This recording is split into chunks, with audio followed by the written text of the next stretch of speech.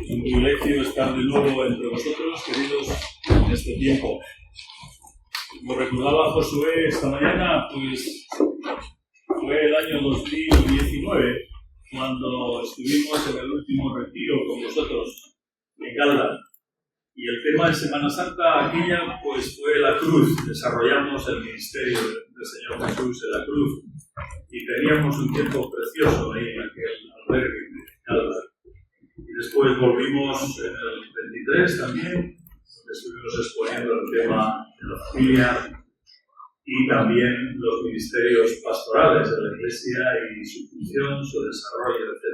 Tanto aquí como en Fuerteventura y en Las Palmas.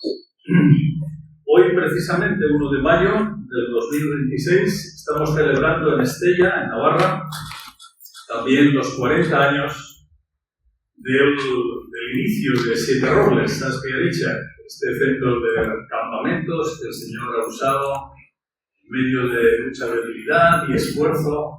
Pues las iglesias éramos pequeñas, éramos gérmenes en aquellos tiempos, pero entre las diversas asambleas de hermanos que el Señor ha ido levantando, Cantabria, Álava, Vizcaya, Guipúzcoa, Navarra, Rioja, pues pudimos tener este centro de retiros. Y yo decía a algún hermano que ojalá que un día podáis tener aquí en las islas un lugar propio, ¿no? Que no haya que estar buscando lugares de alquiler donde no nos dejan de estar.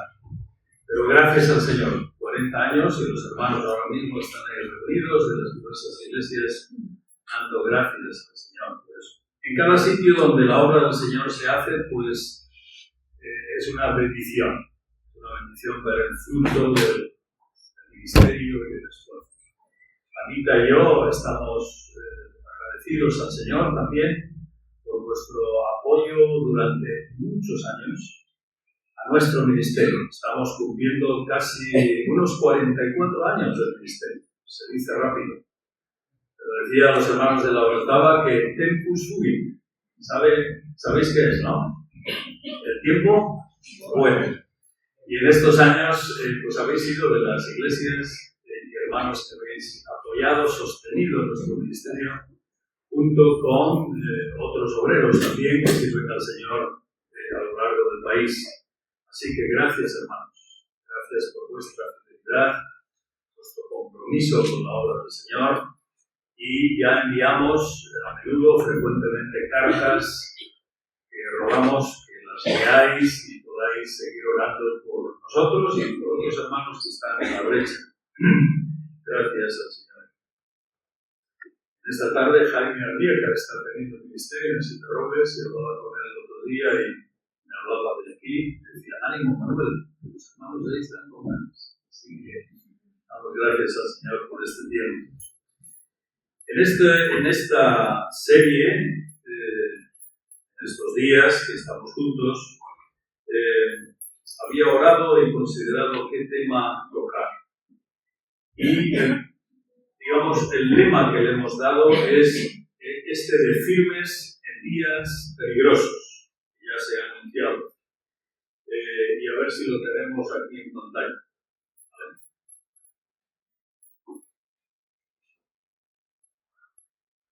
¿Y por qué firmes? Hay un aviso constante en las Escrituras, queridos, un constante aviso, un aviso sistemático, diría yo, e insistente a lo largo de la palabra, para que nos mantengamos en firmeza. Y además nos mantengamos, como una constante, ¿no? Estaba pensando que los hermanos que son fieles, que delante del Señor queremos ser fieles, vamos adelante, pero como dice el refrán, la profesión va por dentro. Cuánto sufrimiento, cuánto coste supone servir al Señor y servirle en fidelidad. Y más en días difíciles, peligrosos o difíciles, como nos dice la palabra. Difíciles de sobrellevar. Así que la pauta de la Escritura es un aviso insistente para que seamos sostenidos por el Señor en días difíciles. Y con la ayuda del Señor quisiera dividirlo en estas 4 exposiciones. Comenzando esta tarde con la primera. permaneciendo firmes ante su venida. Y ahí veremos como colofón en el texto de 2 Timoteo 3, sometiéndonos a Dios, resistiendo al diablo para que él huya de nosotros, según las pautas de Santiago, capítulo 4, verso 7. Ahora, ¿por qué esta advertencia? ¿Por qué? Tenemos algunos textos que nos dan los parámetros de por qué. Vamos a leer, por favor, Hebreos 10, del 22 al 25. Y para eso tenemos la ayuda de nuestro hermano lector que nos va a ayudar. Hebreos capítulo 10, versos 22 hasta el 25. Vamos a escuchar el texto de la palabra esta tarde.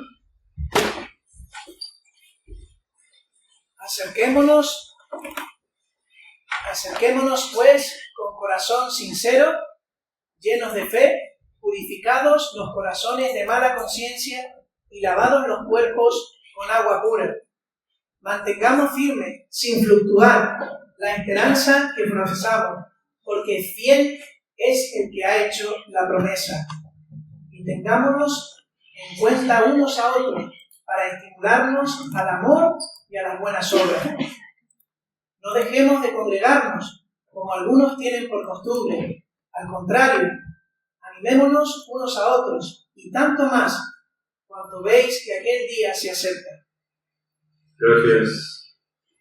En esta exhortación, en la que se nos anima a acercarnos al Señor usando la figura del tabernáculo y del Antiguo Testamento, y se nos exhorta, fijaos, con varios detalles que hemos de tener en cuenta. En el verso 22 se habla de que nos acerquemos al Señor de una manera íntegra, no por partes, no por apartados, no con esquizofrenia o contradicción espiritual, sino de una forma íntegra ante el Señor.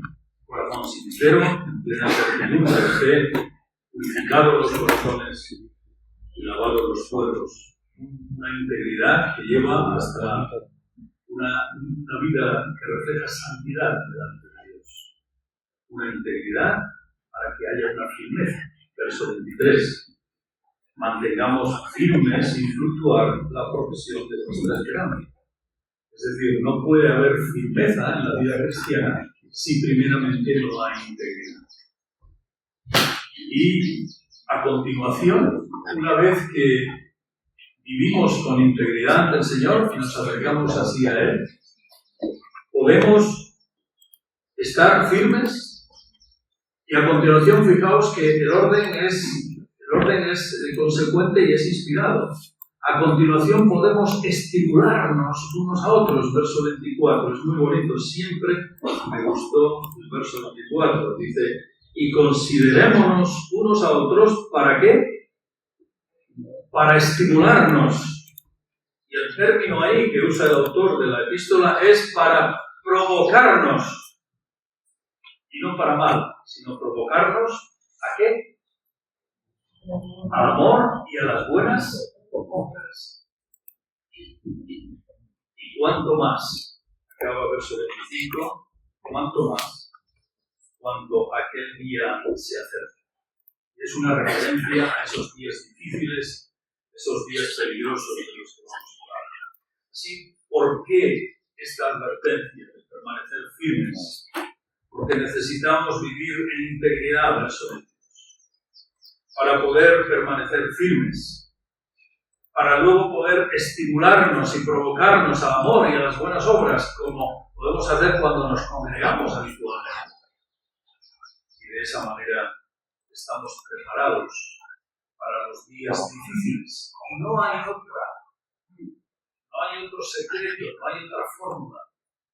Necesitamos ser íntegros, permitidme que lo utilice, íntegros delante del Señor. Por eso la exhortación aquí en Hebreos es a que nos acerquemos con un corazón sincero, purificados los corazones de mala conciencia. Hablaremos de esto de la mala conciencia. En segundo lugar, ¿por qué tenemos esta advertencia en las Escrituras? Efesios capítulo 6, verso 13. Efesios 6, 13. Por favor, vamos a leerlo igualmente. esa exhortación final de la epístola, Efesios 6, 13. Por tanto,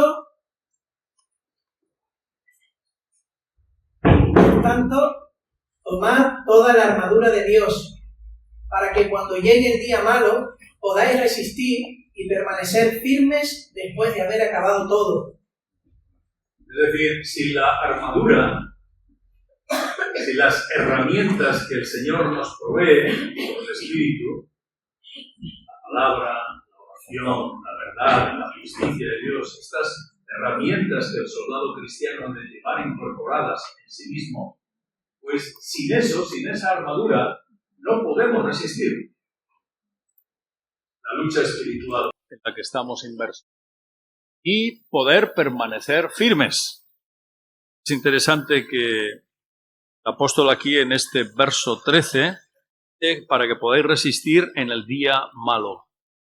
El día malo es ese día en el que somos tentados, es ese día en el que hemos de rechazar al maligno y al tentador, es ese día en el que las circunstancias externas son difíciles y para poder rebatir, resistir y permanecer, no hay otra, armarnos de esa armadura que el Señor nos provee. Vamos entonces con la primera de las exposiciones, hecha esta introducción. Tiene que ver con permanecer firmes. Por eso la exhortación aquí en Hebreos es a que nos acerquemos. Quisiera dividirlo en tres partes esta tarde. Para que cuando llegue el En primer lugar, hablar de los las herramientas que el Señor nos provee, esos últimos días o postreros días, como dice nuestra versión. En segundo lugar, hablar de los tiempos peligrosos y difíciles. ¿Qué son esos tiempos difíciles de sobrellevar? Finalmente, el carácter predominante en el que estamos envueltos en estos días difíciles y en los que ya, evidentemente, estamos involucrados, los estamos viviendo, evidentemente. En primer lugar, hablemos de los últimos días, queridos. Como estos días realmente son peligrosos.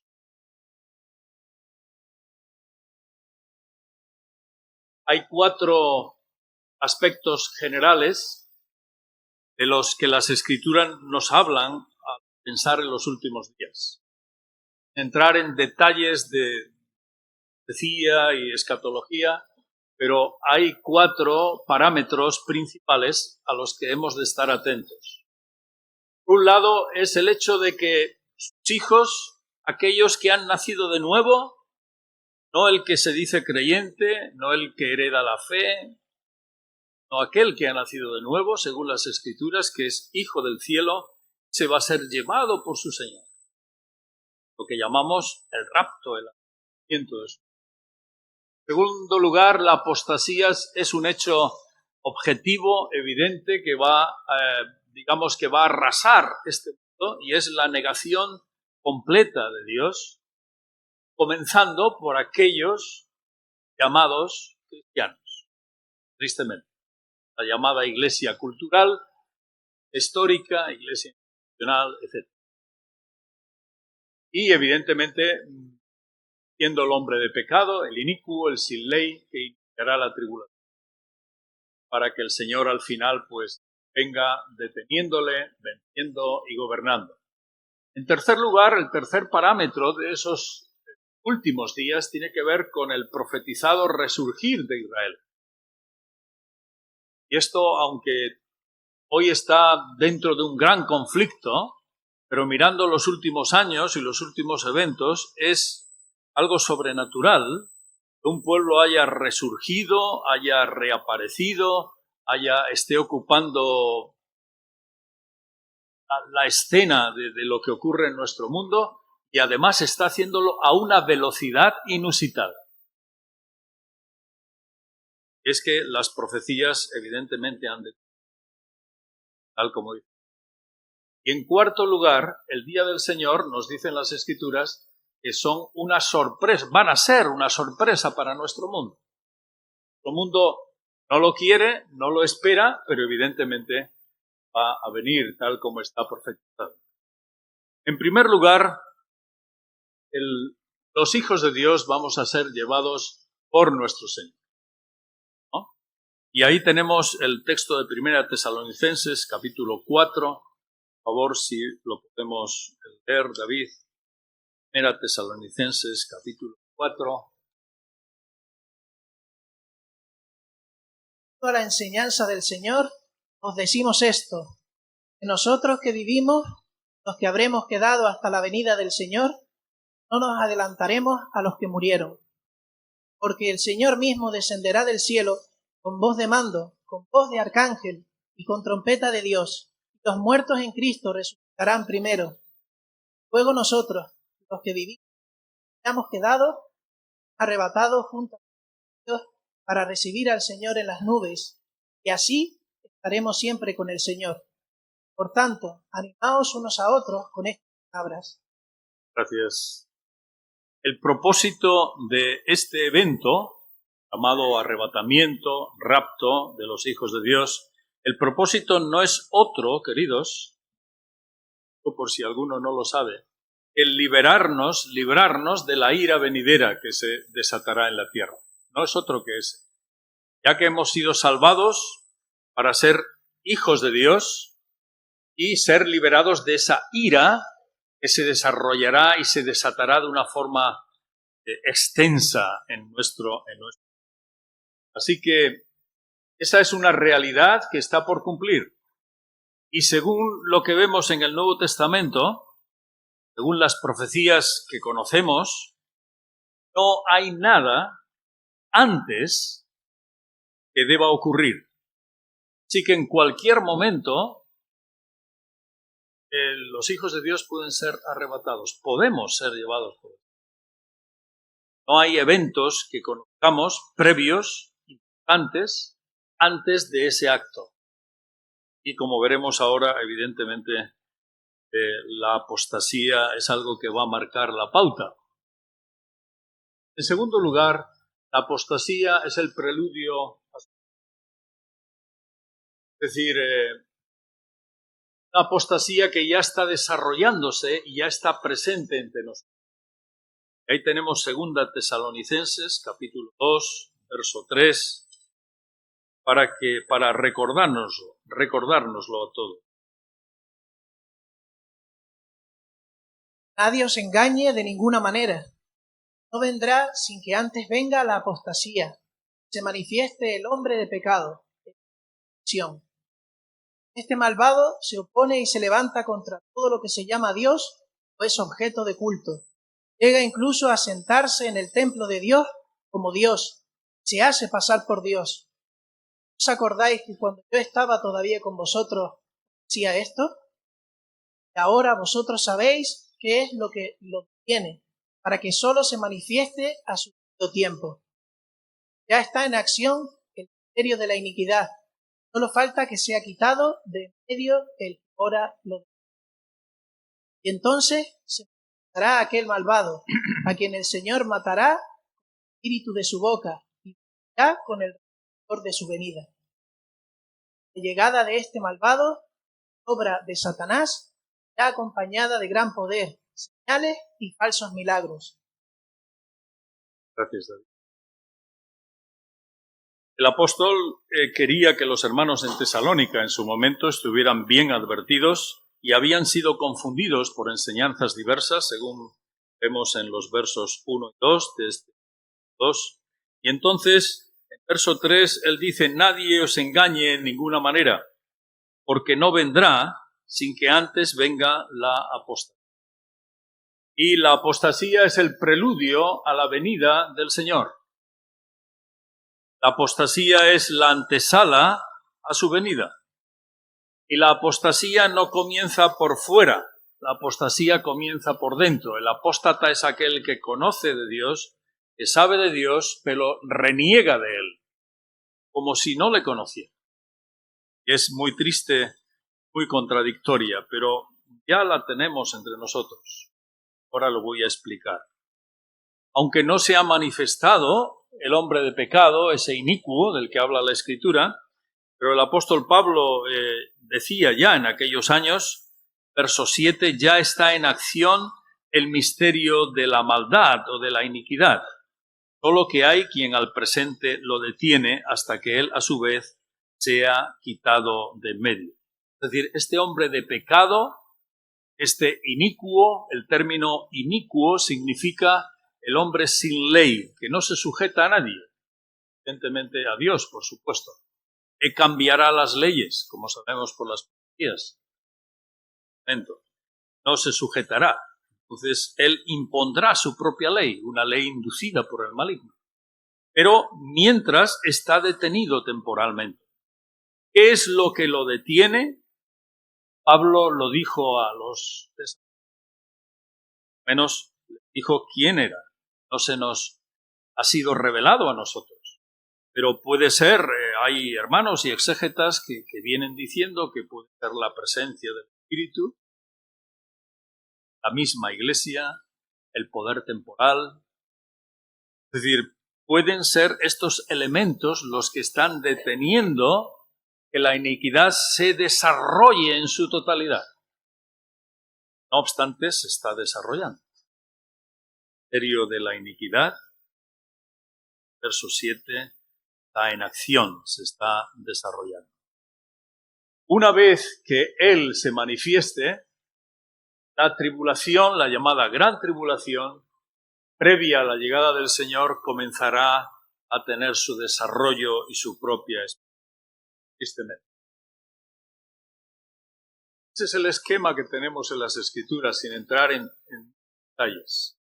El tercer aspecto, en cuanto a los últimos días, tiene que ver con el profetizado resurgir y rápido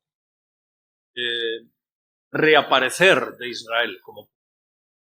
Y aunque hay un sector en el cristianismo que no cree esto, evidentemente especialmente el ala milenial, aquella y los no creen en esto. Pero asumimos humildemente que el pueblo de Israel tendrá su lugar y reaparecerá según las Escrituras. Por eso en Romanos 11:25, tener mucha atención cuando nos dice lo siguiente, vamos a verlo, Romanos 11:5 al 28. Hermanos, quiero que ignoréis este misterio, para que no os volváis arrogantes. El sufrimiento de una parte de Israel durará hasta que haya entrado la totalidad de los.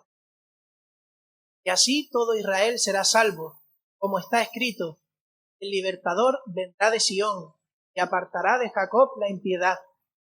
Este será mi pacto con ellos, cuando yo quite sus pecados. Así que en cuanto al Evangelio, son enemigos por causa de vosotros. En cuanto a la elección, amados por causa de sus antepasados. Gracias.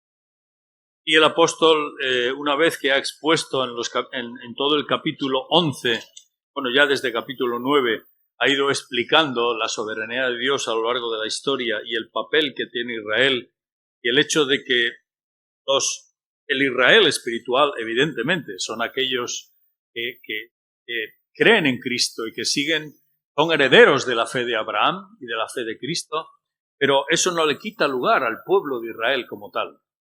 Por amor y por fidelidad a las promesas de Dios hechas a los padres, ¿no? Y estos versos son claves, 25 en adelante, que hemos leído. Es un misterio, pero esto lo dice Pablo a hermanos, a una iglesia en Roma que estaba formada por algunos judíos convertidos al Señor y también por gentiles.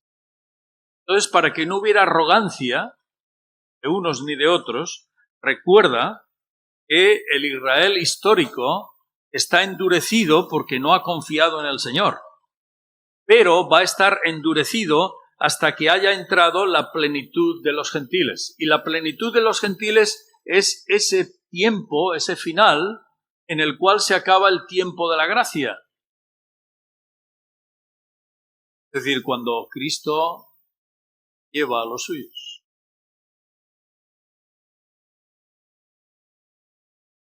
La clave aquí está en verso 26. Una clave exegética. Dice que el Señor apartará de Jacob la piedad. Es decir, la falta de amor a Dios, la falta de reconocimiento de Dios. El Señor hará que Israel sea restaurado. Y evidentemente lo harán en una situación muy difícil. Las profecías también sabemos que será en días de alto sufrimiento y de gran tribulación.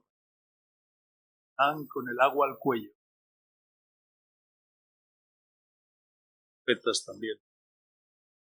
Que esta es otra señal de los días. Ya comento una vez que la Iglesia... Finalmente, el día del Señor, una sorpresa para nuestro mundo, será una sorpresa. El día del Señor es una frase que engloba todo el proceso que comienza con los inicios con el arrebatamiento de la Iglesia y los inicios de la gran tribulación. Primera Tesalonicenses, capítulo 1, verso.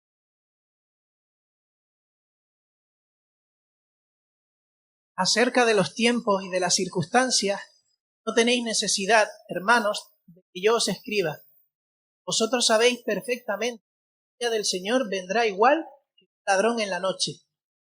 Cuando la gente diga paz y seguridad, entonces, de repente, sobrevendrá destrucción. Llegan los dolores a la mujer embarazada. No escaparán. Vosotros, hermanos, no vivís en tinieblas, para que aquel día os sorprenda como si fuera un ladrón. Gracias. La sorpresa será para el mundo, pero vosotros no estáis en tinieblas, dice la palabra. El ladrón en la noche llegará para aquellos que no conocen, pero vosotros no estáis en tinieblas. Más que vemos, esta sorpresa morrocotuda no va a dañar a la Iglesia.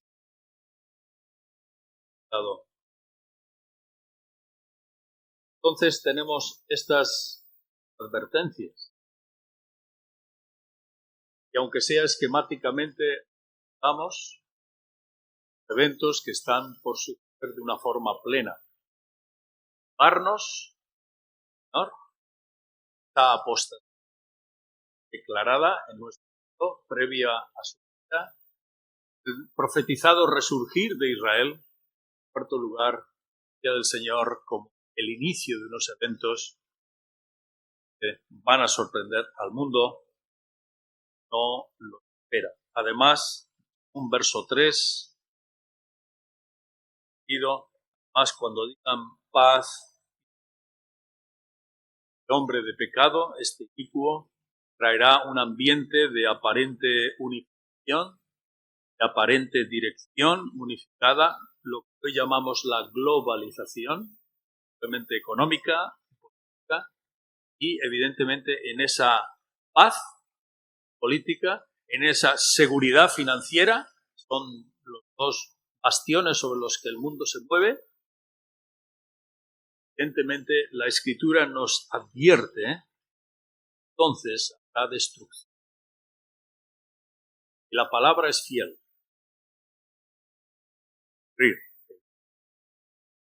Tenemos este esquema. Tomáis notas o los que vais oírlo en la grabación posterior. Con lo siguiente que tiene que ver con los tiempos grosos y difíciles. Y aquí tenemos tres aspectos para definir, según las Escrituras, lo que son los tiempos difíciles, peligrosos. Yo lo he dividido en primer lugar la apostasía en dos partes, la apostasía civil y la apostasía religiosa. Una apostasía que ya está instalada más y más y a una velocidad increíble en nuestros días. Eso nos habla de la cercanía de la vuelta del Señor. Y evidentemente el Señor consolándonos y en medio de estas situaciones. dejarlo en blanco. Es la apostasía civil, en primer lugar. Segunda Tesalonicenses, capítulo 2, que hemos visto antes. Segunda Tesalonicenses, capítulo 2, versos 7, 9 y 11. 7, pero y luego del 9 al 11 para recordar. Ya está en acción el misterio de la iniquidad. Solo falta que sea quitado de en medio el que ahora lo detiene. La llegada de este malvado es obra de Satanás y está acompañada de gran poder, señales y falsos milagros. Se valdrá de toda clase de mentiras perversas para engañar a los que se pierden, por cuanto no recibieron el amor de la verdad para ser salvos. Esto Dios les envía un poder engañoso para que crean en la mentira. Gracias. La clave está en haber rechazado el Evangelio. La clave en estar bajo el juego del maligno, bajo el juego de los días finales, está en aquellas personas que no reciben el amor de la verdad para ser. Y eso es muy importante, porque serán un juguete del maligno. Esta tarde, queridos, permitid al hablar este asunto. Estás aquí, no has confesado al Señor, no has entregado tu vida al Señor Jesucristo. No solo que reconoces intelectualmente, que has postrado ante la verdad, aquel que es, no lo has hecho. Es el momento de hacerlo. El Señor conoce a los suyos. La Iglesia nos conoce, nosotros. El Señor el que nos conoce. Rechazar la verdad y la verdad tiene unas implicaciones. Pone dejar nuestro corazón sin quebranto, sin sumisión, respecto a nuestras pasiones, como veremos mañana. Pégate al Señor. Pega tu corazón para no llegar a ser juguete de las circunstancias digno contra nuestro mundo. En primer lugar, hay una apostasía civil. Como he dicho antes, la apostasía es la negación de Dios. Ya desde hace años, culturalmente, vimos bajo una filosofía en la que se intenta evitar a Dios del día a día de la escena. Y en esto nuestro país vecino, Francia, comenzó siendo un pionero. Se reconoce que Francia quizás sea el país más laicista de nuestro mundo, porque niegan tajantemente la existencia de Dios. Los hermanos y las iglesias en Francia tienen verdaderos problemas y dificultades desde hace años. He estado ahí con ellos, campañas de evangelización. No pueden. Hay una cerrazón, hay una negación, hay un cinismo increíble. Pero esta cultura se ha extendido, lo que se llama el laicismo. Con el paso del tiempo, este laicismo, y los jóvenes, los que os estéis formando lo sabéis, este laicismo es cada vez más beligerante, más peleón, hasta el punto de que ha llegado a ser antitolerante. Estamos bajo leyes de libertad, pero en realidad no la hay. De la tolerancia hemos pasado a la antitolerancia. Filosóficamente estamos en un tiempo de inquisición filosófica ante la verdad del Evangelio. Solo tenemos que verlo en que las instituciones no nos dejan. Cualquier partido político, cualquier grupo, cualquier asociación LGTBI o de mujeres o de lo que sea puede acceder a las instituciones. Iglesia, estados, lugares. Es solo un ejemplo, eso ya demostrar. Estamos viviendo este laicismo, nos ha traído el nuevo marxismo. Marxismo de Marx originalmente quiso deshacer a los pueblos.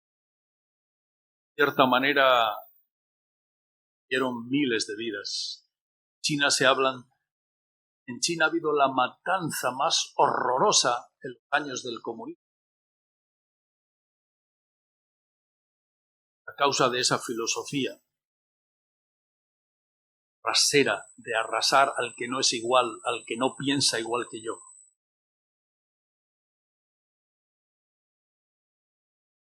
Esa filosofía no tuvo el éxito que se esperaba. Pero ahora estamos viendo una nueva etapa del marxismo, y es la deconstrucción de la persona.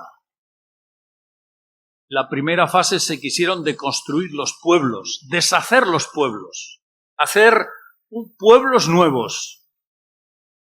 Se intentó, se procuró, se mató a millones de personas y no se consiguió. El ejemplo más claro ha sido la URSS, ida como un castillo de naipes. Pero ahora se quiere deconstruir al hombre, se le quiere deshacer, se le quiere disolver. Los jóvenes debéis estar, queridos, muy alertas en esto.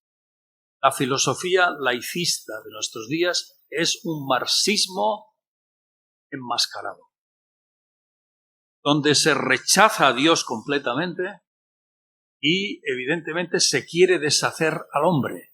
De ahí el levantamiento de las filosofías, estas que se llaman ahora, a mí se me van los nombres, ¿no? Porque hay tantos. Las filosofías digamos, que dicen que el hombre vive en un estado líquido. ¿Habéis oído eso, no? Es decir, yo soy un varón, ¿por qué? Yo he de tener una familia, ¿por qué? ¿Quién dice eso? Mi tradición, mi historia, eso hay que deshacerlo, eso hay que destruirlo. Yo puedo ser lo que quiera ser. ¿Una mujer es una mujer? Pues depende. El lunes puede ser una cosa, el martes otra y el miércoles otra. ¿La familia tiene que ser una familia con los padres, los hijos? No necesariamente. Esto es lo que se llama, hablé la última vez un poquito de esto en Fuerteventura, esto es lo que se llama la deconstrucción. Estamos viviéndolo en nuestros días, la persona.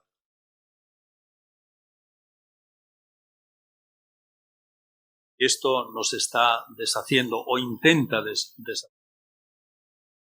Y se impone cada día más.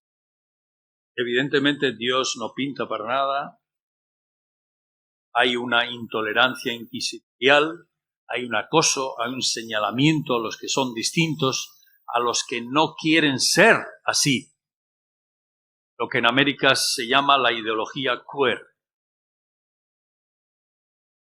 Es una rotura, un rompimiento de todos los esquemas. Ese es el concepto.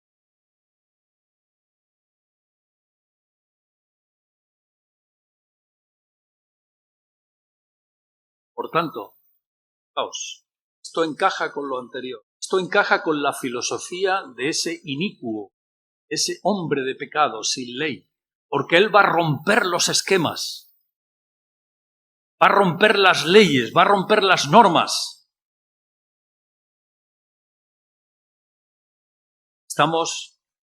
Nuestro mundo se está preparando a marchas forzadas para la venida y el gobierno de esa filosofía dirigida por ese inicuo, ese sin ley, el que hemos leído, que se va a oponer a Dios, de hecho, se va a colocar en el lugar de Dios.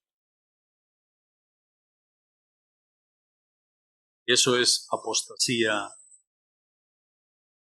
una alegalidad, una amoralidad. Ya se está hablando, algunos juristas avanzados están hablando de que las cárceles no son necesarias, porque la ley pronto no va a ser necesaria para aplicar justicia. Sino viviremos o se procura tener un estado no de ilegalidad o legalidad, sino de alegalidad. Y tampoco la moralidad va a tener su lugar, sino la amoralidad. Es decir, el inicuo, el hombre pecado, el sin ley, va a establecer sus criterios. ya se están estableciendo. Esa es la apostasía en nuestro entorno. Apostasía general, una apostasía filosófica que lleva a un estilo de vida, a ética. Pero tenemos también una apostasía religiosa.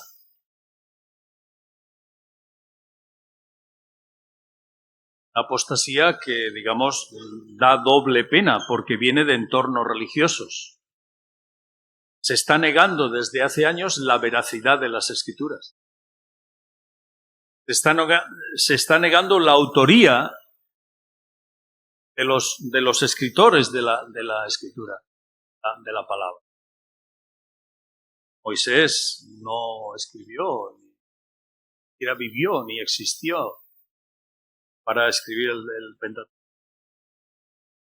Abraham es una figura idílica, es una especie de... No existió como tal. El Nuevo Testamento no fue escrito por los apóstoles, fue escrito mucho tiempo más tarde, en los siglos posteriores, contando un poco la historia de lo que la Iglesia había vivido, había experimentado. Se está negando la persona de Cristo como hombre histórico y como Hijo de Dios, por supuesto. Se está, digamos, traspasando los límites de decir que Jesús de Nazaret no existió, fue un personaje creado ahí, una forma alegórica. Está negando hace tiempo que Dios, que por supuesto no resucitó. Los hechos sobrenaturales que nos describe la palabra de Dios no sucedieron tal cual se cuentan aquí. Es decir, la Escritura no relata lo que ocurrió, sino relata lo que pensaban algunos. Y hay una diferencia entre que el texto bíblico relate lo que ocurrió a que nos relate otra cosa que algunos pensaban.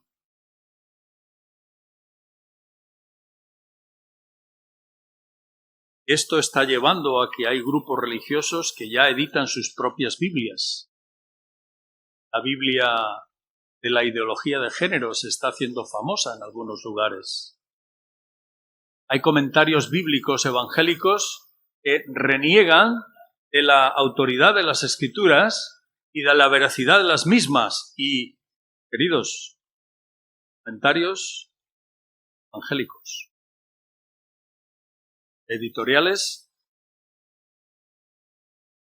tenemos que ir muy lejos. Tenemos seminarios donde se enseñan estas falsas doctrinas, de las cuales salen seminaristas o graduados que luego las van a predicar en los púlpitos. Hay congregaciones donde ya se está enseñando esta antidoctrina hace tiempo. ¿Esto a qué lleva? Esto lleva a un enfriamiento de la fe, esto lleva a un asumir la filosofía, la ética de nuestros días, y al final somos iguales. Esto es lo que se llama la apostasía religiosa, la negación de la fe de parte de aquellos que se llaman cristianos o hijos de Dios. Y a mí esto que estoy diciendo me cuesta decirlo. Es la realidad. Es decir, se está instalando sin darnos cuenta, es como esa rana, ¿no?, que se pone en el agua tibia. Los jóvenes habéis oído esa ilustración. Y esa agua la vas calentando poquito a poco y la rana, ¿qué le pasa? Se cuece y no se da cuenta. Se muere. Están dando esta filosofía, dosis a dosis. Parece que no es peligrosa. Por eso necesitamos formarnos en la palabra, asentarnos bien en la doctrina bíblica, en el amor al Señor, ya porque la apostasía está yendo más. Estamos ya instalados en esos tiempos peligrosos y difíciles. Estamos ante una supremacía progresiva ante Dios, que avanza día a día, y también una agresión contra la vida piadosa. Y ante eso no hay otras medicinas que las que nos da la palabra del Señor. Romanos capítulo 12, si podríamos leer, por favor, ese texto que conocemos también, ¿no? Romanos 12, versos 1, 2.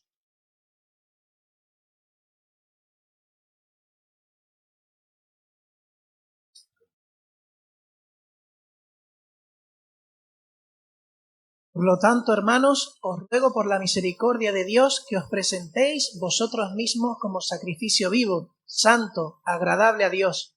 Ese es vuestro auténtico culto. No os amoldéis a este mundo, sino transformaos por medio de la renovación de vuestro entendimiento, para que comprobéis cuál es la voluntad de Dios, lo que es bueno, agradable y perfecto. Y ante esta necesidad que tenemos, dice el apóstol aquí que no nos toca tomar la forma de este mundo. Término dado ahí por el apóstol, no os conforméis, tiene que ver a que no tomemos la cuña, el cuño que tiene el hombre sin Dios.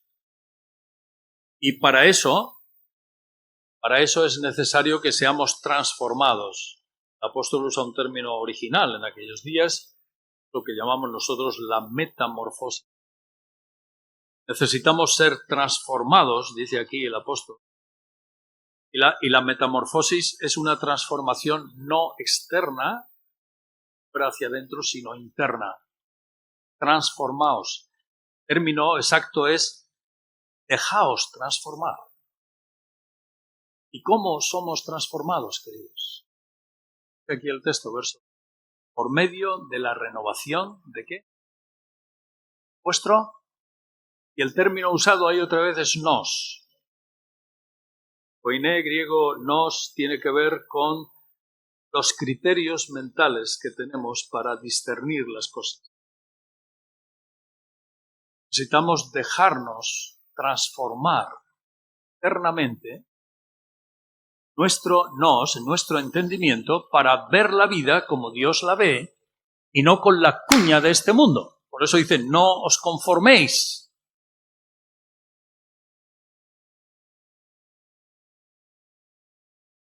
La agresión es brutal. La pelea que tenemos es interior, espiritual, no es externa.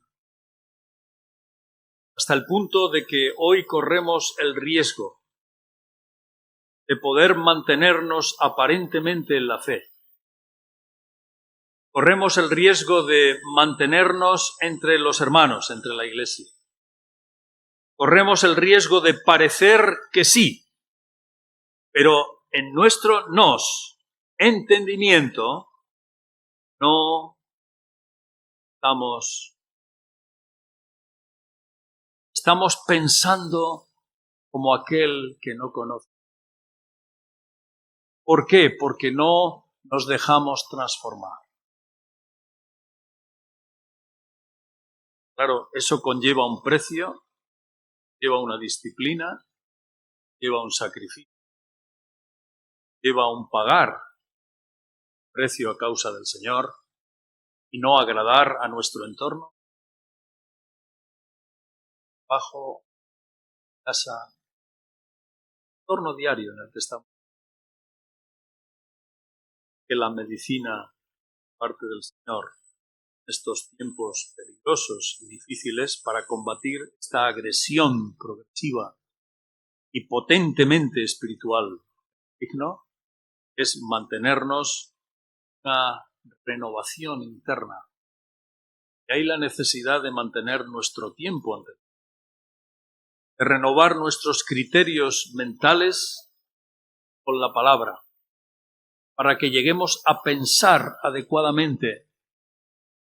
Siempre digo a los jóvenes que hemos de renovar nuestro modum pensandum de los romanos, nuestra forma de pensar, para que luego procedamos adecuadamente. Y el Señor dar, fortalecer, y Él lo hace.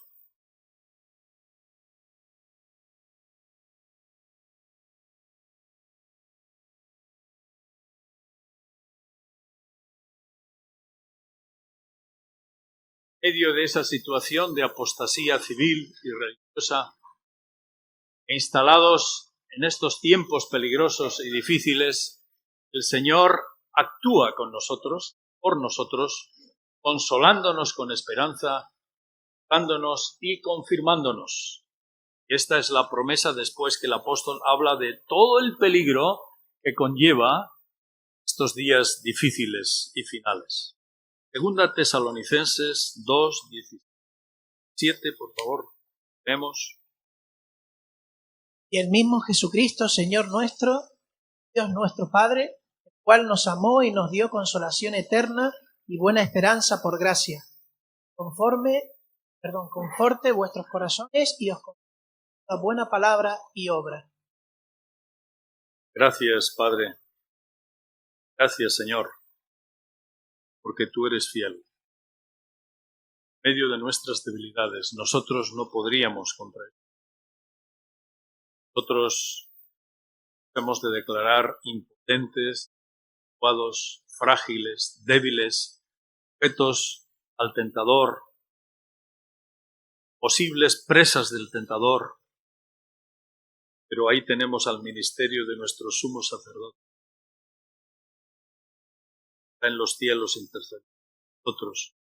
Dice aquí el apóstol que él puede confortar nuestros corazones, verso 17, puede confirmar en toda buena palabra en medio de situaciones difíciles como las que... Bien. La última parte es cuál es el carácter predominante de Elías. Una forma más concreta y más clara después de haber hablado de estos aspectos de los días peligrosos y difíciles. ¿Cuál es el carácter predominante? En primer lugar, en una cultura antidios, nos toca resistirla, perseverando, nos toca debilitarla con nuestra vida para poder permanecer firmes contra corriente. Vamos a verlo examinando estos versos del capítulo 3 de 2 Timoteo. 2 Timoteo, capítulo 3, verso 2. Por favor, a mirar el texto. 2 Timoteo, capítulo 3, verso 2. Hasta el 5. Y que habrá hombres egoístas, amantes del dinero, orgullosos, altivos, blasfemos, desobedientes a los padres, ingratos, impuros, implacables, implacables, calumniadores, sin dominio propio, salvajes, enemigos de lo bueno, traidores, gozosos, engreídos, amantes de los deleites más que de Dios. Parecerán piadosos, pero negarán la gracia de la piedad. A estos, evítalos. Gracias. El apóstol define de una forma magistral el carácter de los hombres en estos días difíciles. Fijaos que comienza en verso 2, diciendo que habrá hombres amadores de sí mismos. Y acaba diciendo, verso 4, que los hombres serán más amadores de los deleites que de Dios, con apariencia de piedad, pero negando la eficacia de ella. Es lo que hoy llamamos el narcisismo. Una cultura narcisista, que vive para sí misma. Una cultura en la que el carácter que prevalece no es el darse, el pensar en los demás, sino el pensar en sí mismo. El apóstol lo repite 2 veces. Comienza la descripción de ellos llamándoles amadores de sí mismos, lo que llamamos en castellano céntricos, viendo para sí, y en verso 4, amadores de los deleites más que de Dios, lo que en castellano llamamos el narcisista, aquel que vive para su propio deleite, su propio placer, propio interés. Esta es la cultura en la que estamos inmersos, la cultura de autosatisfacción, pero sin valores. Y en esto hemos avanzado a una velocidad increíble. Yo recuerdo que cuando joven, los debates de apologética, de defensa del Evangelio, de presentar el Evangelio, estaban en torno a si algo era verdad o mentira, si algo se podía demostrar o no se podía demostrar, si algo tenía evidencias o no las tenía. Recuerdo que la apologética era esa. Yo estudié y me preparé mucho para poder compartir y testificar sobre esto cuando... Pero hoy en día eso ha pasado a la historia. Hoy en día el posmodernismo, y con este laicismo está envuelto, ya no busca la verdad. Ya no le interesa la verdad. ¿Qué es lo que le interesa? ¿Qué es lo que le interesa? ¿Qué? ¿Quién me puede decir? ¿Perdón? ¿La comodidad? ¿Más?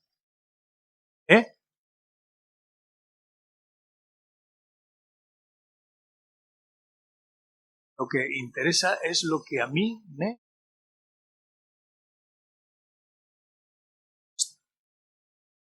me da, si es verdad o mentira.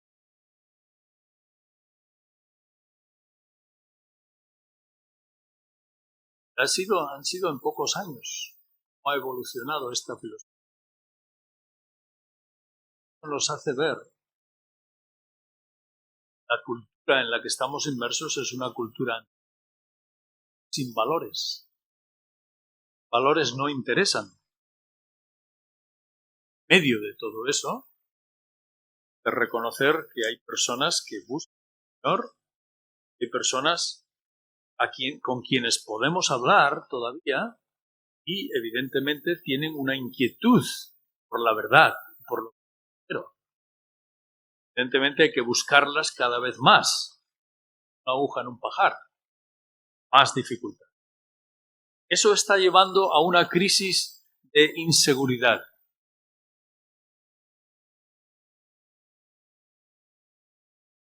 Y aquí habría un médico o alguien experto en relaciones que podría explicarlo mejor.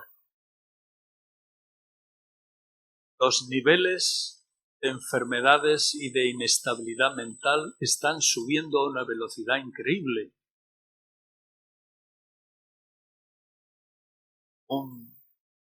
He leído.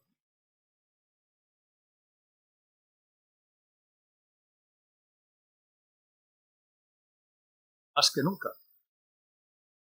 ¿Pero por qué? Porque busco mi deleite verdadero, no me baso en valores, vivo en aire, evidentemente el propósito hay. En País Vasco, allá han dado los empresarios varias voces de alarma que dicen que el nivel de bajas laborales en los trabajos es inaudito, especialmente en algunas profesiones. Y dicen que ahora las personas van al médico, no le dicen me encuentro, ni siquiera le dicen deprimido, ahora le dicen es que no le encuentro sentido a mi vida ni a mi trabajo.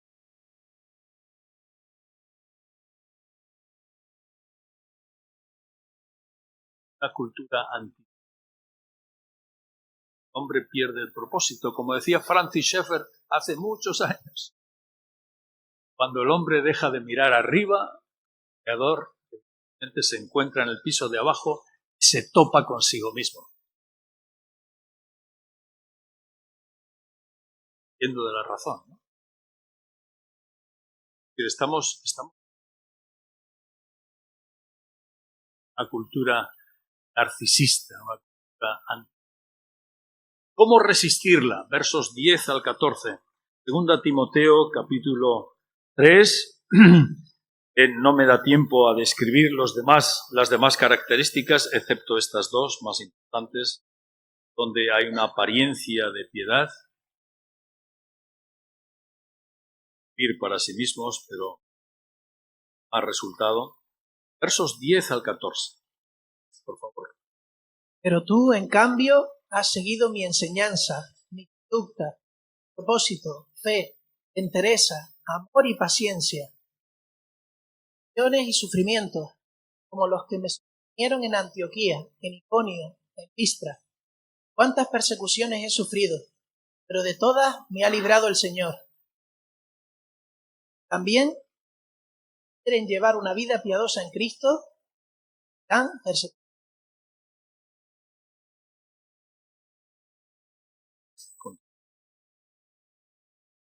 Pero los hombres malvados y los impostores irán de mal en peor, engañando y siendo engañados. ¿Has aprendido? ¿Has sido encargado? ¿Sabes de quién has aprendido? La bendición cuando hemos sido instruidos desde pequeños en la palabra del Señor, cuando hemos tenido unos instructores en casa, entre la iglesia, que nos han formado y nos han instruido en la palabra.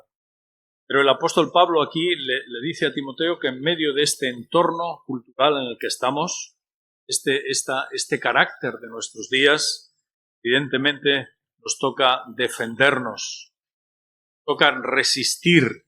¿Y cómo hay que resistir? Fijaos en verso 10, dice, tú has seguido mi doctrina, mi conducta, mi propósito, mi fe, etc., ¿no?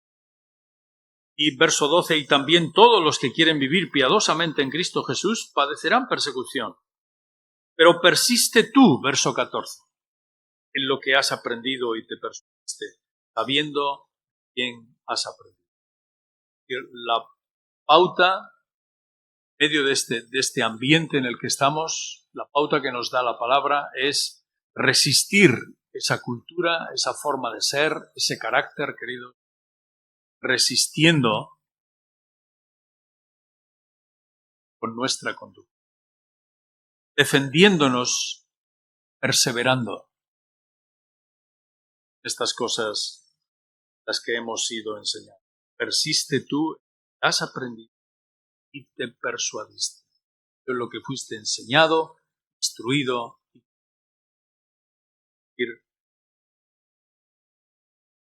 ¿Y cómo debilitamos esa oposición que tenemos en nuestro entorno? Y sigue gradualmente el texto dándonos las pautas, versos 15 a 17, por favor. Veámoslo también, 2 Timoteo 3, 15 al 17.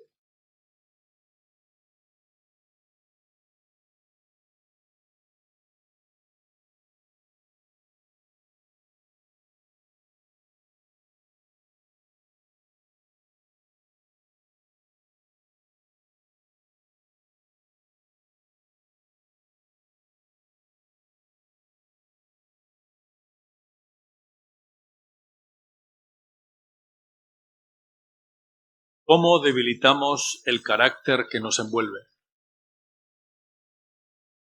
Tenemos una pauta. Debilitamos con las Escrituras. El conocimiento personal, estudio personal, el apego personal a la palabra del Señor. Por eso he querido esta tarde que vayamos leyendo textos que conocemos, por la necesidad de estar apegados a las Escrituras. Porque toda Escritura ha sido dada por Dios, inspirada, soplada por el Señor. Y es útil, es necesaria para formarnos. Fijaos que los verbos que usa aquí el apóstol son redarguir, convencer, corregir, que es enderezar, instruir, que es disciplina en justicia, en la vida de santidad. Es decir, no hay un instrumento más precioso que el Señor nos ha dado, con el cual nos ha dotado, que su palabra. ¿Para qué? En verso 17, para que seamos completos. El término perfectos en verso 17 es seamos completos, preparados para toda. Hemos de decir, Señor, gracias. Gracias por habernos dado esta herramienta para que podamos ser útiles contracorriente hasta el día en que el Señor venga por nosotros. Gracias, Señor. ¿Es posible permanecer firmes en medio de este carácter predominante? Sí. ¿Es posible permanecer agradando al Señor en medio de esta cultura antidios? Sí. ¿Es posible permanecer en medio de esta apostasía que se desenvuelve y se desarrolla con más furia cada vez? Sí. ¿Es posible permanecer ante este neomarxismo laicista que nos está envolviendo y nos está queriendo desintegrar como hombres? Sí, pero con la armadura de Dios, con las armas que el Señor nos ha facilitado, que la filosofía que nos envuelve en nuestros días, hemos de conocerla, igual que el militar ha de conocer a su enemigo, hemos de discernirla, hemos de enfocarla y hemos de dispararle para deshacerla desde nuestras vidas de santidad, establecidos por el Señor. Pero no hemos de dejar la rana, no hemos de dejarnos cocer la cultura y la filosofía, para que hagamos. ¿Puede un hijo de Dios estar en la cuneta ante esta filosofía y esta oposición? Sí. ¿Puede un hijo de Dios? Sí. ¿Pierde su DNI, su talante y su carácter de hijo de Dios? No. Pero podemos dejar de disfrutar. Dios tiene para ti. Vemos mañana y pasado. Si no usamos estas armas, las que el Señor nos ha dotado. Medio días difíciles, peligrosos.